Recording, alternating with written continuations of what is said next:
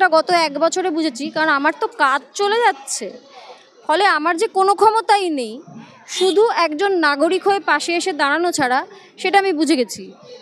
তো সেইটুকুই আমার করণীয়, যেখানে যখন প্রতিবাদটা হবে আমাকে যদি ডাক দেওয়া হয় আমি পাশে গিয়ে দাঁড়ানোটুকু, যেটা আজকে এসে দাঁড়িয়েছি, আমি সেইটুকু করতে পারি।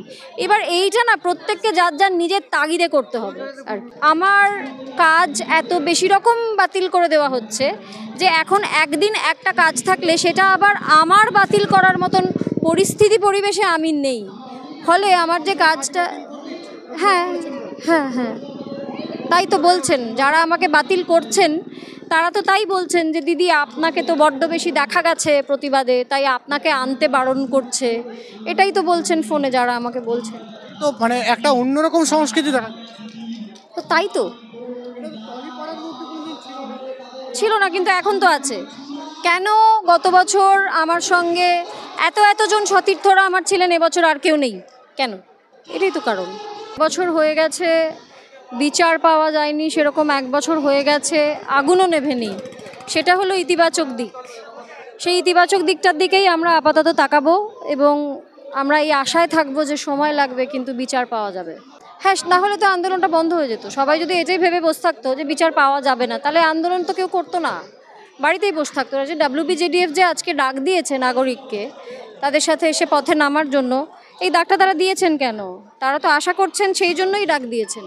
আমি তো করছি না, আমি তো আজকে রাজপথে রয়েছি WBJDF-এর সঙ্গে। ফলে আমি শুধু এটাই জানি যে আমি কি করছি। এর বাইরে না গত 1 বছর ধরে যা দেখে আসছি সেই নিয়ে কিছু বলার নেই, ভাষা নেই কিছু। নিশ্চিত নয়, যদি তাই হতো তাহলে কেন আন্দোলন হচ্ছে আজকে? মানে WBJDF-এর জুনিয়র ডাক্তাররা, সিনিয়র ডাক্তার বাবুরা সবাই কি মূর্খ, বা সবাই কি একদম উন্মাদ যে তারা সবাই বিচার হয়ে গেছে তৎসত্ত্বেও আজকে বিচার চাই করে রাস্তায় নেমেছেন কেন? আমার তাদের উপর বিশ্বাস আছে, তাদের ডাকেই প্রথমবার এসেছিলাম। তারা যখন বলছেন বিচার হয়নি, তখন হয়নি, আমার বিশ্বাস আছে ওদের উপর। আছে। এখন মমতা থেকে মমত্ব, তো এই শব্দটাতেই আমার প্রবলেম আছে। কিন্তু ওরা এমন একটা দলে আছে যারা হাঙ্গামা করার জন্য সিদ্ধ হচ্ছে। তারা মনেই করে যে একসাথে এতগুলো মানুষ জড়ো হয়েছে, নিশ্চয়ই ওরকম কিছু একটা হবে।